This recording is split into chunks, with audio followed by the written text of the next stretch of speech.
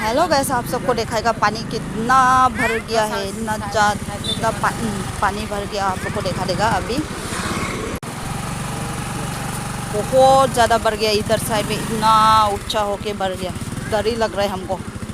चलने भी हमको डर लग रहा है, जैसे कि ब्रिज भी हिल रहा है, ऐसा लगता है। पानी को देख के डर लग रहा है। जाओ जाओ जाओ।